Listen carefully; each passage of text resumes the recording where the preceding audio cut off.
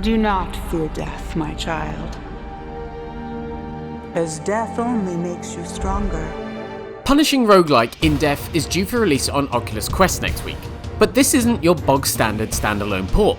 For starters, In Death Unchained is helmed by a new studio named Superbright instead of original creator Soulfar. There's also a lot of changes to the core game that make this more of an extended cut than a one-to-one port. So without further ado, here are 4 big changes you'll discover when the game launches on July 23rd.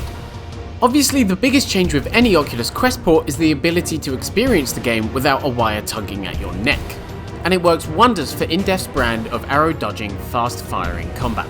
In the original game, you could certainly duck an arrow or two when it came your way, but here it's a much more viable tactic, paired with your trusty shield for blocking anything more accurate.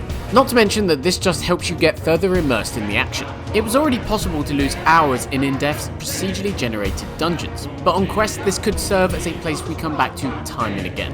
The press preview for the game we tried this week grants access to a brand new level called the Abyss. This fiery hellscape won't be available until later in the game when the full thing arrives, but promises a more demonic variant on some of the environments already available in the base game. Though it's ultimately not too different outside of the new colour palette, it does make for a fitting home for some of the game's more disturbing enemies. As with any PC to Quest port, In Death's visuals take a bit of a hit in the transition to the all-in-one. But fortunately, it's not by too much. Character models have that meshed effect to them, and environments don't pack that immersive, crisp punch they boasted on PC, which we should point out was visually ahead of its time even back at full launch in 2018. We'll have a full graphics comparison when we can directly play levels side by side, but it's not so much of a hit that it will ruin the experience.